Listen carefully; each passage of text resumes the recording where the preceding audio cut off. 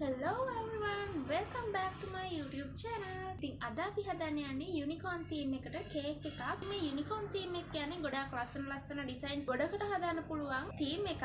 මේක නම් හැබැයි බේසික්ම මට්ටමේ කේක් එකක් ඕනම කෙනෙක්ට හදා ගන්න පුළුවන්. ලේසි යුනිකෝර්න් තීම් එකේ කේක් එකක් තමයි අද අපි හදන්නේ. ඉතින් අපි වැඩි කතා නැතුව ඉක්මනට යමු අද වීඩියෝ එකට. වීඩියෝ එක අතරතුර ඉතුරු විස්තර කතා කරමු. channel එක subscribe කරන්න නැත්නම් subscribe කරලා channel එකත් එක්ක එකතු වෙන්න කියලා ආදරෙන් මතක් කරන ගමන් අපි යමු වීඩියෝ එකට.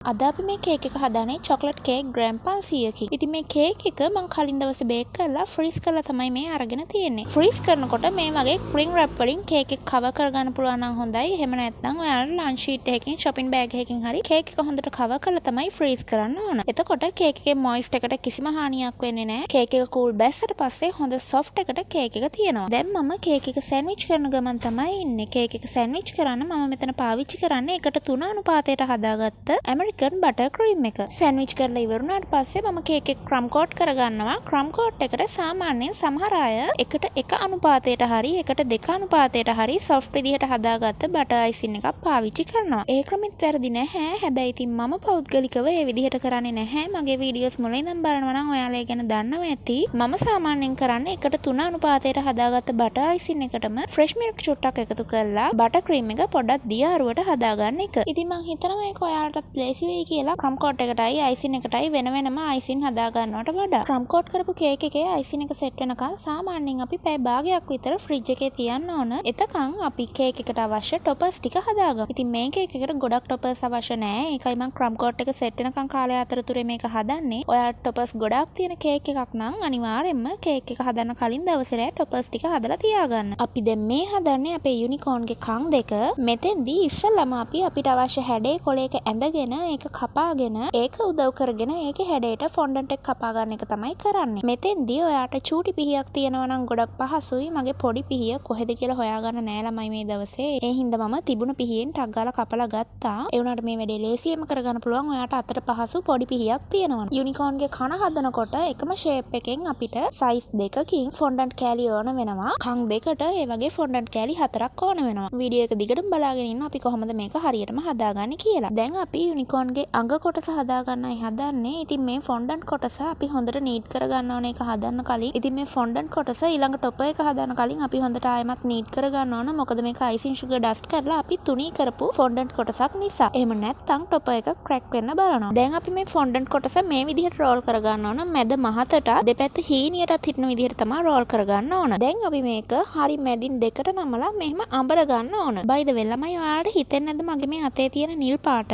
මේ ෆොන්ඩන්ට් එකේ ගෑවෙයි කියලා. මට මේ වීඩියෝ එක එඩිට් කරන ගමනුත් හිතෙනවා මේ නිල් පාට ෆොන්ඩන්ට් එකේ ගෑවෙයි කියලා. ඇත්තටම එහෙම ගෑවුනේ නැහැ. මොකද මම අත හොඳට හොදලා ඉන්නේ. කොච්චර හේදුවත් ළමයි කලරින් අතේ ගෑවුනොත් යන්නේ නැහැ. ඔයාලා ඒක දන්නවා ඇති. ඉතින් මේ අතේ හැලිච්ච කලරින් ටික ඇත්තටම ළමයි කොච්චර හේදුවත් දවස් 2ක් විතර යනකම් ගියේ නැහැ. ඉතින් බලන්න කලරින් කියන්නේ කොච්චර තද දෙයක්ද. ඉතින් අපි සැලකිලිමත් වෙන්න ඕන. අපි කෑමට ගන්න කේක්ස් වලට කලරින් පුළුවන් තරම් අඩුවෙන් එකතු කරගන්න. මොකද කලරින් කියන්නේ ඇත්තටම ශරීරයට හොඳ දෙයක් නෙමෙයි. ඉතින් කතාව අතරතුරේ ඔන්න අපි යුනිකෝර්න්ගේ අඟ වගේ කොටස හදලා ඉවරයි. ඒක කෙලින් රඳව ගන්න පහසු වෙන්න අපි මෙන්න මේ විදිහට බාබකියු ස්ටික් එකක් ගහ ගන්නවා. ඊට පස්සේ ඒකේ ෂේප් එක හදා ගන්න ලේසි වෙන්න ආයෙ පාරක් මේ විදිහට හොඳට රෝල් කරන්න. මේ ඇඹරුණු තැන් වලින් ලිහිල් වෙන්න බලනවා නම් ඒ කියන්නේ ගැලවෙන්න වගේ බලනවා නම් ඔයාලට පුළුවන් ඒ දාර වලට වතුර චුට්ටක් ගා ගන්න. එතකොට මේක ඇලවිලා හිටිනවා. ඊට පස්සේ මේක නීට් වෙන්න අපි අඟේ යට කොටස මෙන්න මේ විදිහට කපලා අයින් කර ගන්නවා. දැන් අපි අපේ ටොපර්ස් වලට ඇප්ලයි කරගන්න අවශ්‍ය ගෝල්ඩ් ඩස්ට් එක හදා ගන්නයි හදන්නේ. ඉතින් මේකෙදී අපිට හොඳ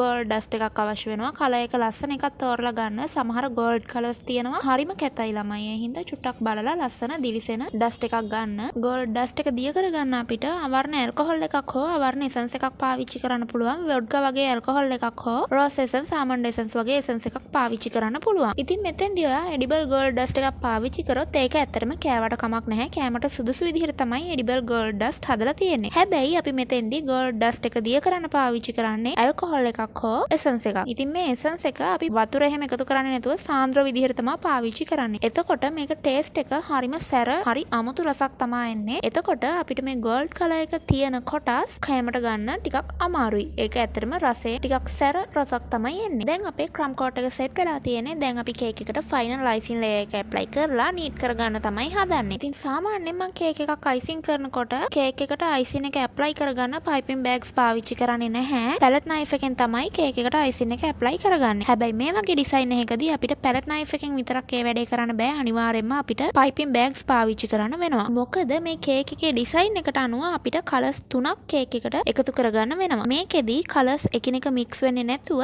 ලයින්ස් 3ක් විදිහට තමයි මේකේ අයිසින් ඩිසයින් එක තියෙන්නේ. ඉතින් ඒ වගේ කේක් එකක් හදනකොට අනිවාර්යයෙන්ම අපිට පයිපින් බෑග්ස් පාවිච්චි කරලා නීට් එකට අයිසින් එක ඇප්ලයි කරගන්න සිද්ධ වෙනවා. කේක් එක ලස්සනට නීට් කරලා ඉවරනාට පස්සේ කේක් බෝඩ් එකත් හොඳට ක්ලීන් කරගෙන කේක් එක උඩ සම්පූර්ණයෙන්ම වැහෙන විදිහට මෙන්න මේ විදිහට නොසෙල්ස් පාවිච්චි කරලා මේ විදිහට පයිප් කරගන්නවා. ඊට පස්සේ අපි හදාගත්ත ටොපර්ස් ටික ලස්සනට මේක උඩින් සෙට් කරගෙන කේක් එකේ වැඩ ඉවර කරගන්නවා.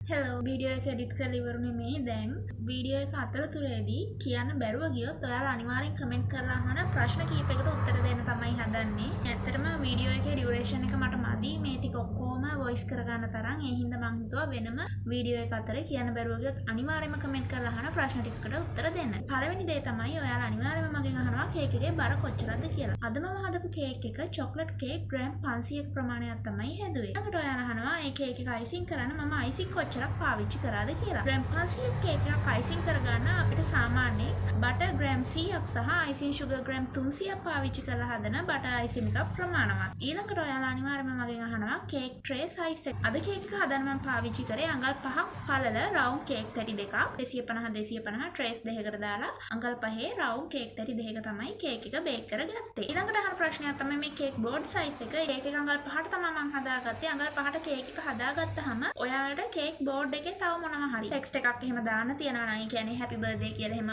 ලෙටර්ස් කපලා අලවන්න එහෙම තියනවා නම් අනිවාර්යයෙන්ම අපිට කේක් බෝඩ් එකේ ටිකක් ඉඩ අවශ්‍යයි. ඉතින් ඔයාට ඉඩ අවශ්‍ය ප්‍රමාණය අනුව කේක් බෝඩ් එක තෝරගන්න.